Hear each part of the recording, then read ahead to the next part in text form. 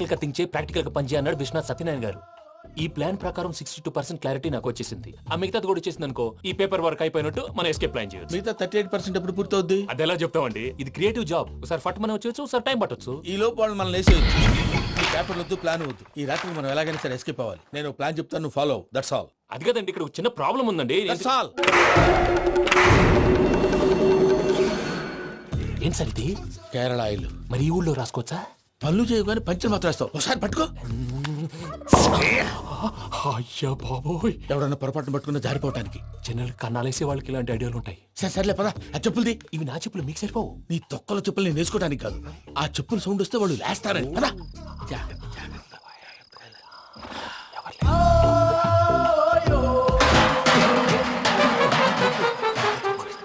ఎవరు రాదే?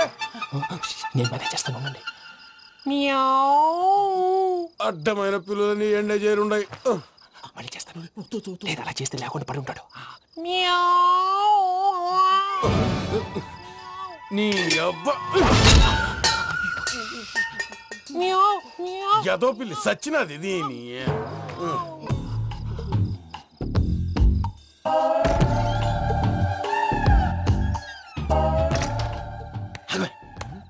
తెలిసినట్టు వెళ్ళిపోతావుంటి. వెనకాలరా.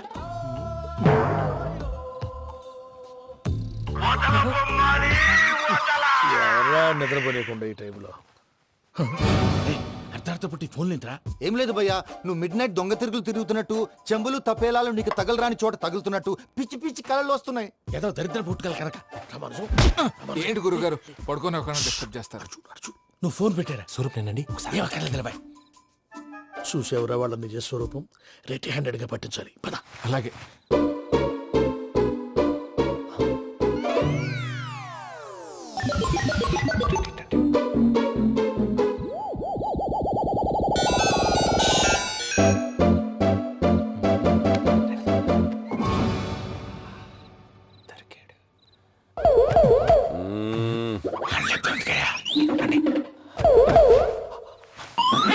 రామానుజం, చెప్పే జాగ్రత్తగా విను. చెప్పండి గురుజీ.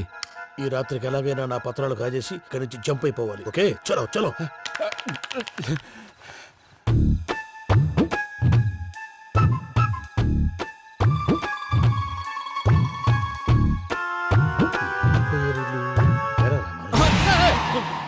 నువ్వు ఇప్పుడు చెప్పవా ఏం జరుగుతుందో తెలుసా? మొత్తం విన్నారా? ఏమన్నా బావా? మీ ప్రాణం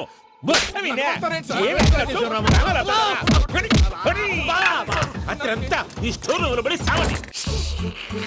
నవ్వించాలి. పద. అమ్మో అమ్మో, వైరక్కాడు. వాడు రోజు ఈ టైం కుక్కలను వదులుతాడు. ఆ పెద్ద కుక్కలను వదిలితే పర్లేదు, చూడటానికి దట్టంగా ఉన్నా ఏం చేయవు. ఆ చిన్నది ఉందే, చూడటానికి సింపుల్ గా ఉన్నా చాలా గన్నింగ్.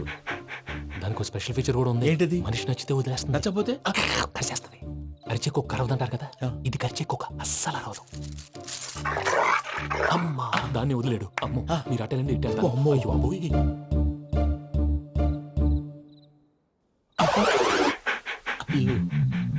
ఓహో, నేను ఎటు వెళ్తే చూస్తుందేంటి? అయ్యో అమ్మో, ఇదే అదే. అమ్మా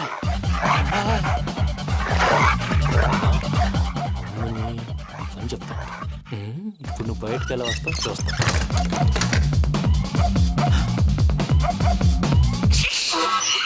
ప్రసాద్ గారి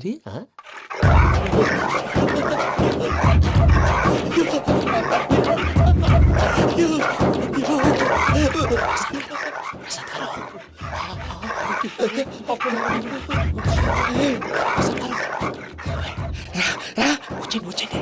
ఎలా వస్తారా? వదిలితే రావడానికి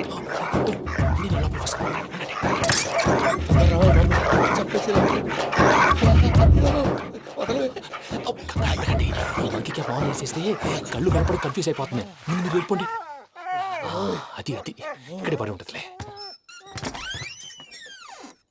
పూజ పూజ పూజ.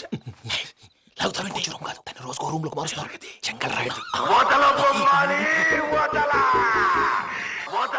ఎవరు? Phone off చేసావచ్చు.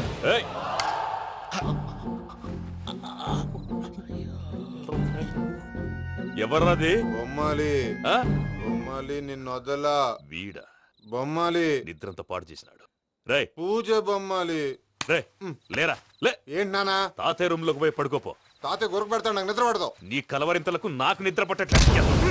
అంతేంటి మాట్లాడకుండా పో. పోతాలే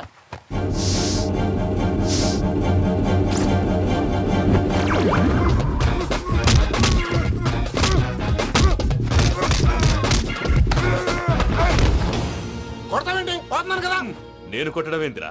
మందేమన్నా ఎక్కువైనదా? పో. ఈయనొకడు ప్రశాంతంగా నిద్రపోనాడు వాడెందుకుంటామే కొట్టాలా చీరేయాలా లేకపోతే పూజ అయిపోట్టుకుంటా. సర్లే ముందు పూజ ఎక్కడ ఉందో కనిపెట్టాలి. నువ్వు అటు వెళ్ళు, నేను ఇటు వెళ్తా.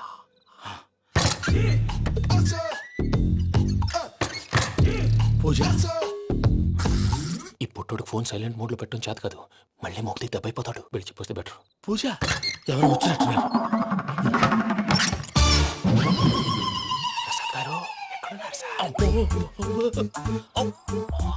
అయ్యో ఇలా పడిపోయారేంటండి. ఏదో మాట్లాడలేవు, పైకి లాగబోయా. ఇలా చేయమండి చేయమండి. అజయ్ కూడా అజయ్ కూడా జాగ్రత్త, జాగ్రత్త, జాగ్రత్త. అయ్యో అయ్యో అక్కడే ఉండి వచ్చేస్తాను. ఈ బ్యాడ్లో పడ్డారు ఏంటండి? ఇదే కప్పండి బాబు. ఎంతో పాపం చేస్తే ఇలాంటి పనిష్మెంట్లు వస్తాయి. దేవుడు లాంటి మీకు ఎందుకు వచ్చింది సార్? ఏం సార్ నేను ముందు లేకుంటే మీరు వెనకాడతారు. ఏంటండి సీసా పెంకులు? అరే చూసుకోలేతే బాగా లోతు దిగిపోయినట్టున్నాయి. రెండు కూర్చోండి. మీరు నా కోసం ఇంత హెల్ప్ చేస్తుంటే మీకెందుకు సరే ఎలా జరుగుతున్నాయి? నువ్వు నిజంగా నేర్చుతున్నావా? భలే వారు ఏం మాట్లాడినవి. మిమ్మల్ని చూస్తుంటే ఏడుపు వచ్చేస్తుంది. ఏడు చెట్టు గొంతు డ్రై అయిపోయింది. ఇక్కడ ఏదో నీళ్లు ఉన్నట్టున్నాయి. ఇవేంటి వేడుకున్నాయి? నాకేం తెలుసు, తాగే. సరే తాగేస్తాను. వెళ్దాం పదవా, ఇంట్లోకి వెళ్దాంరా. వెళ్దాం పదవయ్యా. నాకై చెప్తున్నాడేంటి? గుడ్ మార్నింగ్ సుందరం మాస్టర్. అయినా చిన్నపిల్లలాగా సీసా పెంకుల మీద కిందకి వెళ్ళారండి. కర్మకాయలు వెళ్ళానే, వెళ్ళు. చెప్పి కాల్ తీసేస్తే తెలుస్తుంది. మొహం మీద ఆ దెబ్బలేంటండి? ఏం ఎర్రనట్టు మాట్లాడతావేంటయ్యా? నిజంగా దెబ్బల గురించి నాకేం తెలియదండి. రాత్రి వేడి నీళ్ళు తాగిన తర్వాత మొత్తం మర్చిపోయాను. వేణిడు కదయ్యా, నాటు సారా. అర్థమైంది. అంటే ఆ ముగ్గురిని మీలో చూసుకొని మిమ్మల్ని బాగా నా కోసం, నా ప్రేమ కోసం, పూజను నన్ను కలపడం కోసం మీరు ఇంత త్యాగం చేస్తే మీ మీద ఊరంతా ఎనపెట్టాలి అరిపేటయ్యా. ఎవడు నింటే అదొక డేంజరు. సార్ ఏంటి?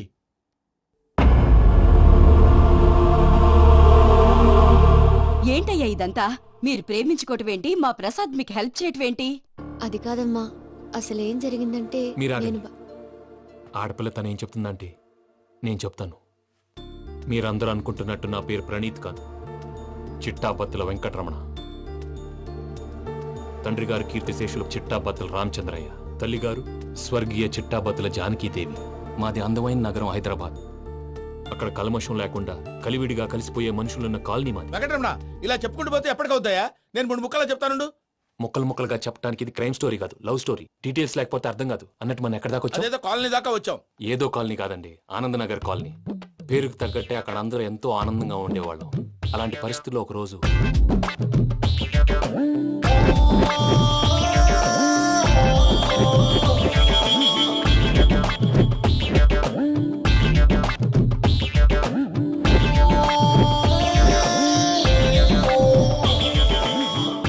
లేవండి ప్రసాద్ గారు, అయిపోయింది. ఇదండి జరిగింది. సమయాభావం వల్ల కొంచెం ఫాస్ట్ గా చెప్పేశాను. ఫాస్ట్ గా చెప్పేసావా?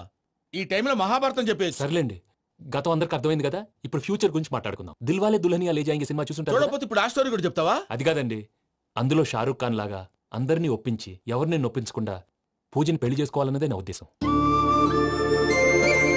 కాకపోతే ఇంట్లో మగవేతలందరూ మూర్ఖులు, మార్చడాలు అవి కుదరదు అని ప్రసాద్ గారు అన్న మీదట వేరే దారి లేక ఎస్కేప్ ప్లాన్ చేశాం. ఏం ప్రసాద్ గారు? అంతే అంతే. మా పూజకి నీలాంటి మంచి మనిషి భర్తగా వస్తున్నందుకు చాలా సంతోషంగా ఉంది బాబు. మా అన్న కూతురు అంటే మా కన్న కూతురు కన్నా ఎక్కువ. తన సంతోషమే మాకు ముఖ్యం బాబు. కానీ తెల్లారితే పెళ్లి పనులు మొదలు పెడుతున్నారు, ఇప్పుడెలా? అదంతా నేను చూసుకుంటాను. దానికి మీ అందరు కోఆపరేషన్ కావాలి. ముఖ్యంగా మీది పూజ గారు. ఏమీ లేదు, మీకు ఈ పెళ్లి ఇష్టం లేదన్నట్టుంటే వాళ్ళు సెక్యూరిటీ టైట్ చేస్తారు. అదే ఇష్టం ఉన్నట్టు బిహేవ్ చేశారు అనుకోండి, వాళ్ళు రిలాక్స్ అవుతారు, మనం ఎస్కేప్ అవుతాం. ఏం ప్రసాద్ గారు? అంతే. అంతే. అంతే. ఈ 10,000 ఏమిరా? వాళ్ళకి పేమెంట్ ఏదో నేను తిన్నట్టు మాట్లాడతావు కాసేపు అకౌంట్స్ పక్కన పెట్టండి. తెల్లారితే శుభకార్యం, అక్కడ ఏమైనా పెళ్ళికూతురు ఏడు బాంబు పెట్టుకుంది, ఇక్కడ ఏమైనా పెళ్ళికూడు మాడుమో వేసుకున్నాడు. అదేమో ఆనందరావు అంకుల్ అయితే మాటికి వాని ఊసేందుకు బాబు? అది కాదు అంకుల్, శుభకార్యం జరిగే ఇంట్లో ఇలా ఏడు మాలు వేసుకుని ఉంటే దరిద్రం. మీ పార్ట్నర్ కాబట్టి ఆ దరిద్రం నాకు చుట్టుకుంటుందేమో నా భయం. అట్లా ఏం కాదులే బాబు. ఇప్పుడు మేమేం చేయాలో నువ్వే చెప్పు. సందడి సందడి చేయాలి. అంతే కదా, నువ్వు ఎట్లా చెప్తే ఎట్లా చేసావు. ఏం పాటలమ్మా ఇది, పని చేసే వాళ్ళు కూడా నేసం వస్తుంది. ఏం తాతగారు? సాల్ది అమ్మని ముసిరి పాటలు నలిగేటి కూడా నలగవు. నువ్వు అందుకో బాబు. అందుకోనా? ఇట్సు. Okay, get ready. పం, పం, పం.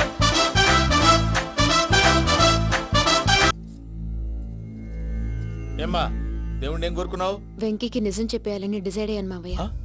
ఏంటమ్మా నిజం తెలిస్తే వెంకీ మన కోఆపరేట్ చేస్తాడా? పైగా ఎలా రియాక్ట్ అవుతాడు? తప్పు చేసిన మనం ఎలాంటి రియాక్షన్ అయినా ఫేస్ చేయాలి. నిజమేనమ్మా, నీలాంటి దైవభక్తి ఉన్న వాళ్ళకి పాపభీతి ఉంటుంది. నువ్వు ఈ విషయం వెంకికి చెప్పావంటే దేవుడి మీద ఒట్టు.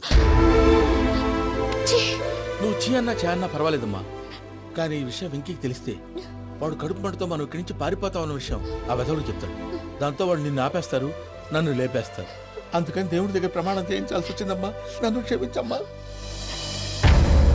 అయ్యా, గురవారెడ్డి జైలు నుంచి రిలీజ్ అయి ఉన్నాడు. ఈ టైంలో బయటకు పోవడం అంత మంచిది కాదు. భయం ఉన్నప్పుడు మొదలు పెట్టకూడదు, మొదలు పెట్టాక భయపడకూడదు. భయ అసలు ఈ గురువారెడ్డి జైలు కిందకి వెళ్ళాడు. ఆ లుక్ ఏంటి? వామ్మో.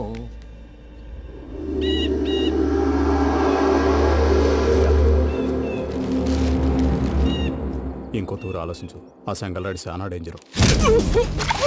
డేంజర్ అయితే లంగాగండ వాడిని చంపడానికే నేను పుట్టాను రా.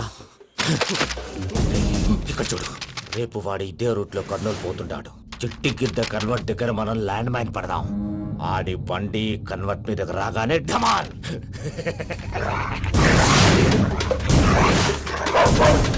రే ఆడి మనుషులు వస్తుంటే పదండ్రా.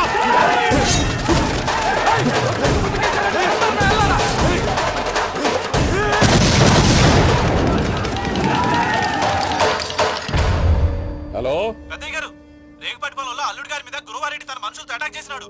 పెద్ద గొడవ జరుగుతున్నది.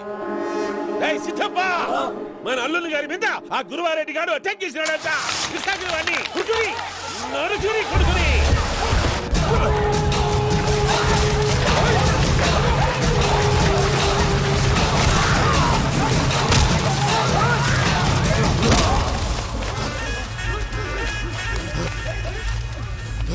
నువ్వు నన్ను చంపనీకి పుట్టలేదురా, నా చేతిలో చావనీకి పుట్టినవు.